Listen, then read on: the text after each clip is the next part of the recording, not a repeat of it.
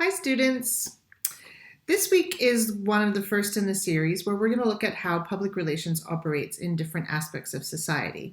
We're going to kick off with talking about how it acts in politics, democracy, and also in government, because it's actually a fundamental aspect of how government and politics work. And even though you might not think that politics affects you now, the reality is that politics affects every aspect of your life. But more importantly, in this context, we do know that public relations and communications functions are the backbone of government relations with their people. And there are tons of jobs in this industry. They tend to pay very well and they're very exciting. Even more importantly, you can really feel like you're making a difference in the world by working in a communications or government or political PR type of job. I spent a long time working in government, in communications and public relations roles. It was very satisfying work, and you really do get a chance to sort of be close to the levers of power to understand how society really works, actually making a difference in people's lives. Very important work, and also pays quite well. So something to keep in mind. Today we're going to talk about the historical foundations and what modern democracy is and how politics and PR have come to work together. Then we're going to really talk about sort of the main functions of PR in a democracy. Then I'm going to move on to public affairs and lobbying, and finally I'll talk to you a little bit about how it works in government. So the thing to remember is that actually there's a very long history of people in power needing to communicate with citizens. And so going as far back as sort of ancient Greek times where, these sort of philosophers speaking to the masses and sort of sharing ideas about the way that life should be was a really important part of public life. In ancient Rome, they used rhetoric, they used speeches to sort of galvanize people to win wars. In France, the revolutionists used sort of PR tactics to influence the public to overthrow the monarchy. In England, they even paid playwrights to write plays where they made the aristocracy look really good, to make the kings and queens look good, to have a good public opinion of the royal class. And as we know, moving into sort of the 20th century, public relations was a massive push in both world wars in terms of influencing people to sign up for the war and making the war effort saleable, palatable for main audiences. So this isn't anything new, but it has shifted a lot in modern democracy. Now, in order to understand why and how, we do need to understand how modern democracy works. Essentially, you've got representation by population. What this means is that people make an informed decision about who they want to represent them in government, to enact laws and regulations that will affect them in their day-to-day life. And so what ends up happening is that access to information is very, very important so that people can make an informed decision about who they want to represent them. Right? So informed voters make decisions based on their individual interests, and then politicians try to represent the values that voters are asking for through public policy decisions in that public interest. And so what ends up happening is you've got this sort of circular notion of politicians and political parties on one side, citizens on the other, and you've got the media industries and the promotional industries constantly working in flow to ensure that citizens get access to the information that they need so that they can then elect the politicians that they want. And then the politicians, using the information through market research, polling, surveys, public opinion, etc., change their policies to create the government that the people want. That is what democracy is supposed to be about. So really, it's all about the flow of information. And in the UK, when you've got sort of these key political parties, for example, it's this circular motion of, access to information, people voting for who they want, and then the people in power making decisions based on the informed decisions of voters. So that's a little bit about democracy. Well, how does it operate in a political sphere? Now, the first thing to remember is that on the one side, you've got politics. On the other side, you've got government. So the political parties are always vying for people's vote in order to be able to be in power. And so elections and politics is actually very, very different than government communications. And I'll talk about government communications at the end of this lecture. But right now, I just want to talk about how does PR work in politics. Well, the first level is in awareness. Now, if a politician wants to be known by the electorate, he or she needs to be he needs to make people aware of who he is, who she is, what they stand for, what they believe in, what party they represent, etc. So getting out, people's awareness, just putting that person into the public sphere is the first thing. The second is education, what this means is actually educating the public about what this person stands for. What are their values? What are their plans? What are their policies? What do they plan to do if they were elected? And so this is actually a little bit more nuanced. It's not just about being aware that they exist as a name on the ballot, but actually getting to know that candidate and understanding what they stand for to see if they are someone that you might want to vote for. PR is absolutely crucial in image management. This is helping a politician decide what to wear, how to look, what to say, what events to show up at, what to do at those events, how to represent themselves in the media, because politicians, especially during an election cycle, are constantly on display. And it's a 24/7 media environment, and so they need someone who's there who can actually understand how they're best going to represent themselves in that media environment. And that comes down to image. And that's what a publicist will do. They're also responsible for platform messaging. What this means is that each political party has what's called a platform. This is the set of beliefs, a set of policies, and the set of kind of things that they plan on doing. They're outlining their manifesto for how they intend to run government. And getting the word out and sharing information about various facets of that manifesto, about that platform, is a very important job of PR. Which aligns again with access to information. So politicians are expected to constantly be doing interviews, speeches, press conferences, publicity stunts, going out and meeting people, stump speeches, which is basically like Trump's rallies where he would get up on stage in front of thousands of people and repeat the same speech over and over again. All of that is PR. The people who are responsible for PR are writing the speeches, they're writing the key messages, they're booking the interviews, they are deciding what interviews this politician will go on, they are deciding what they're going to say in the speech, and they're writing the lines, the sound bites that are going to be taken up.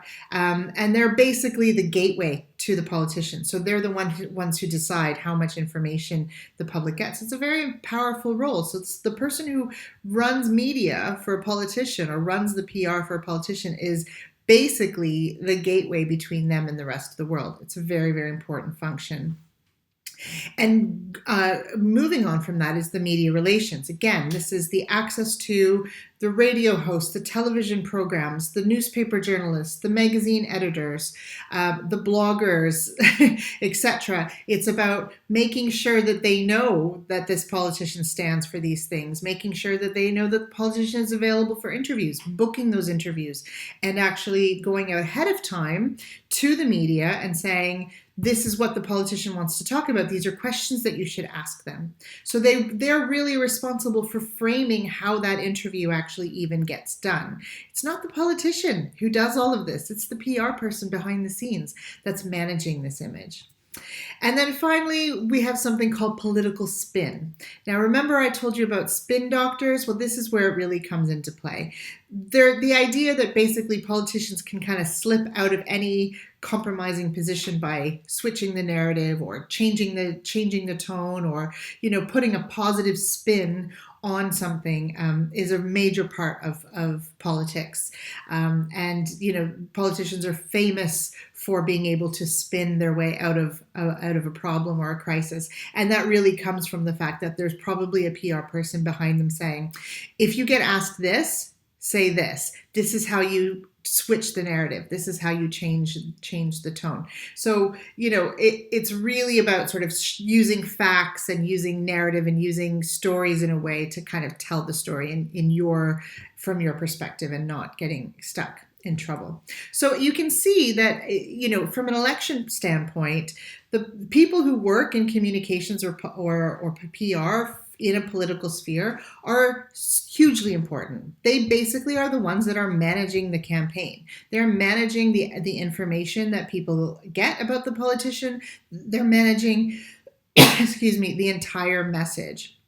And it's all behind the scenes. You don't know that they're there because it's the politician himself or herself that is out in front, being the spokesperson, being the person that's going to get elected. But it's really the PR people that are managing the whole process. Moving on to public affairs and lobbying. Now, I mentioned this earlier in the term. This is a not very well-known aspect of PR, but it is hugely profitable and hugely important. Every organization has what's probably called a government affairs or a public affairs office. If they're a major corporation or a major company in a major industry, they have a whole job of public affairs is to communicate with government. It's not necessarily communicating with people and citizens. It's actually directly working with government officials to try to change the laws, to try to actually have an influence on policy decisions. So it's government relations, media communications, issues management, so corporate social responsibility, information dissemination, and very strategic communications advice. It's generally a high-level job, but for those of you who are interested in making a lot of money in PR, this is the route to go, because if you understand how to influence politicians and how to influence government leaders, you are very powerful for your company, and your company can get a lot of benefit out of that. So what the main aim of this is to actually try to change the laws or try to create regulations or policies that are favorable for your industry. And as I said, every single industry will have a section or a function within their realm that is specifically related to public affairs and lobbying. Some might call it bribery. Certainly there is some backhanded stuff that goes on, especially in Washington and probably even Downing Street as well, where, it's all about relationships. It's all about kind of keeping the flow of money going to politicians, wining and dining them. It's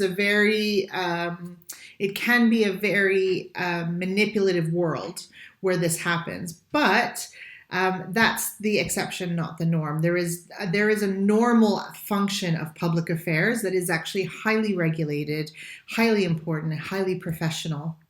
And you can see that basically what happens, again, it's this flow of information between government and corporations through either public campaigns, like actually going out and trying to get public opinion on side so that the government has to answer to what the public want because the corporations are trying to get them to think that way, or through direct lobbying, which is actually the working with politicians directly. And you can see from this slide that, agribusiness and food are the biggest lobbyers that work in government, but almost all industries from cross-sector business groups, telecom, the automobile industry, engineering, chemicals, finance, health, even audiovisual and media, and definitely the pharmaceutical industries are very, very involved in lobbying. So that's public affairs and lobbying. Again, that is all about how corporations work directly with government or work with the public to influence government. And now I want to talk briefly about what it's like to work in government. So again, you've got the political side, and when a political party actually gets voted in, they become the government. And then the rules change a little bit. It's no longer about elections and sort of publicity constantly. It's more about information, because government is responsible for informing the citizens, all citizens, whether they voted for them or not. We all are the audience that government needs to communicate.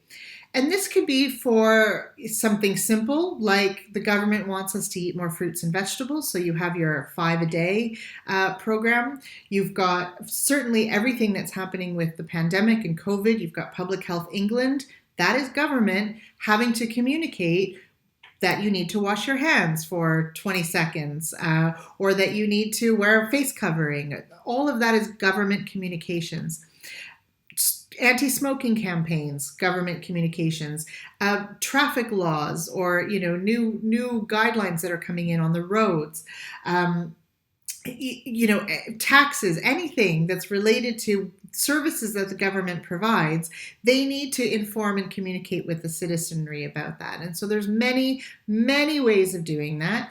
And every single aspect of government, every ministry, every agency, every organization that works in the public sector within government has to have a public relations presence. So actually, it's the single largest communications employer in the UK. So there are more jobs in government working in PR than any other sector, because again, it's a very, very important function, right from doing social media all the way to strategic planning and working with politicians. So there's lots and lots of jobs to be had. Every ministry, council, agency, and department has dozens of communication staff that do the work. And something to watch out for, it's not always called public relations, because again, public relations tends to be more private sector. In government, it tends to be called communications officer, or public affairs, or public engagement, community engagement, or just a job that says communications in the title. It's also a very important job in society. We need to have access to our government, and the government needs to be able to communicate with its citizens in every country. And so it's a very, very important job that actually has a lot of, you feel like you are making a difference in the world and that you're having a major impact. And generally, government jobs tend to also pay very well, and they tend to also be very secure. So it's the kind of job where once you get into government, you could actually make quite a lot of money and also have quite a lot of job security. They're harder to get sometimes, but it's a very worthwhile pathway if you're considering it. So that's basically how public relations works within the bigger sphere of politics, democracy, government, public affairs. As I said, there's many, many, many types of jobs that you could do, right from working frontline on a political election campaign all the way to, an information campaign about getting the flu jab for the government. So, or even working for a pharmacological company that is lobbying the government to provide a vaccine, for example.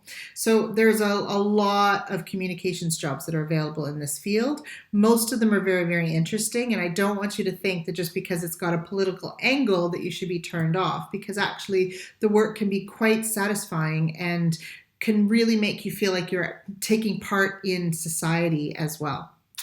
So that's all for now. This week, I would like you to see if you could find a governmental campaign or an elections campaign that you'd like to bring into class. There is a reading to do on how government works and how PR works in democracy. So please be sure to do that before the class.